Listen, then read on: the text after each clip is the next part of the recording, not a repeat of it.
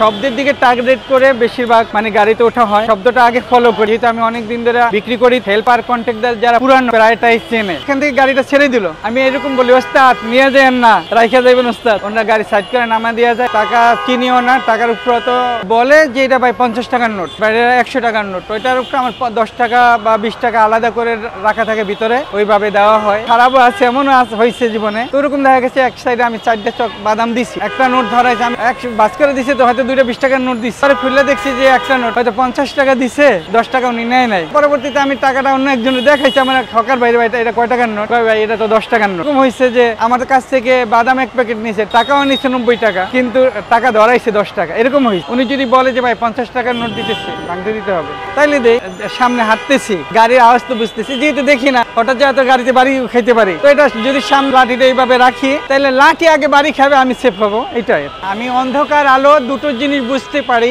আমার শার্টের যে কি কালার, লুঙ্গের যে কি কালার, এটা আমি বুঝি না বা জানি না, কিন্তু অন্ধকার রাত দিন আমি বুঝতে পারি। আমার বয়স যখন 2.5 থেকে 3 বছর, এর মধ্যে এই সমস্যা আমার। আনুমানিক প্রায় 25 থেকে 26 বছর এই ফার্মগেট এলাকার মধ্যে থেকে স্রষ্টা আমার রিজিকের ব্যবস্থা করতেছেন এই যে এগুলোর মাধ্যমেই।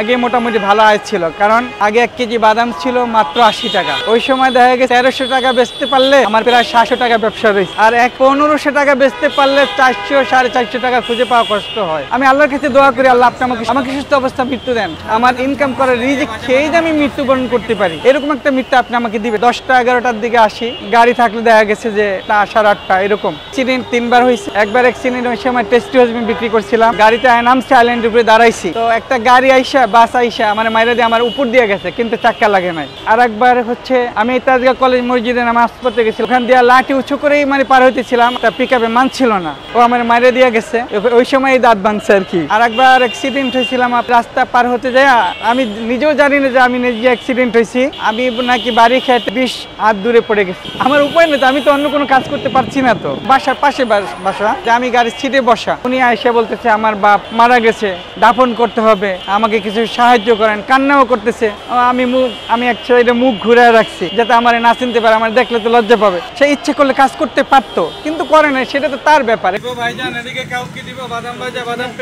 প্রথম অবস্থা আমি কপি, নাবিস্কু এগুলা দেওয়া শুরু করছিলাম, তার পরবর্তীতে নামাজ শিক্ষার বই, আতর, তাসবি। পরবর্তীতে যখন বাদাম নিছি, বাদামটা বেশিরভাগ মানুষে খায়, তো বাদামের পর আর কিছু নিতে হয় না, ব্যবসা চেঞ্জ করতে হয়। রমজান মাসে বিরাজ, কঠিন বাট অথবা নীল কাটার, মেসওয়াক, এইগুলা শুধু 1 মাসের জন্য। এখন এছাড়া তো কোনো পথ নাই, আমারে তো কেউ মানে অন্য কাজে নিবে না। আর এখানে আমার ইচ্ছা স্বাধীন, যদি আমার জীবনে রিস্ক হয়, তারপর এখানে আমার একটা স্বাধীনতা আছে, আমি একা পারবো, যদিও কষ্ট হয় এই জন্যই, কারণ আমি তো রিক্সা চালাইতে পারবো না বা অন্য কোনো কাজ করতে পারবো না। প্রথম দিনটা অনেক কষ্টের ছিল। প্রথম দিনটা শুরু হলো যে আমার এক ভগ্নিপতি ছিল, ওনার দোকান আছে, পাইকারি মাল রাখে, আমি ওনার কাছে আলাপ করলাম। পরবর্তীতে উনি আমার জন্য এক বয়াম চকলেট রাখে, ওই চকলেটটা দিয়ে শুরু করছিলাম মোহাম্মদপুর থেকে। আগে তো এই জায়গাগুলো আমি চিনতাম না, তো মোহাম্মদপুর থেকে উঠতাম, টাউন হল আয়া নামতাম, বেশি আবার ওখান থেকে হাইটা ঘুরে যায়, আবার ওই মোহাম্মদপুর বাস স্ট্যান্ড থেকে উঠতাম, এইভাবে করে চলতে চলতে পরে ওই দোকানের সামনে একদিন দাঁড়াইছিলাম, উনি বললো যে এরকম একটা জায়গা আছে, আপনি করলে ওই জায়গায় বিক্রি করতে পারেন ফারাঙ্গিতে। পরবর্তীতে আমি একদিন ফারাঙ্গিরা আসি, প্রথমে একা শুরু করতে পারি না ব্যবসাটা,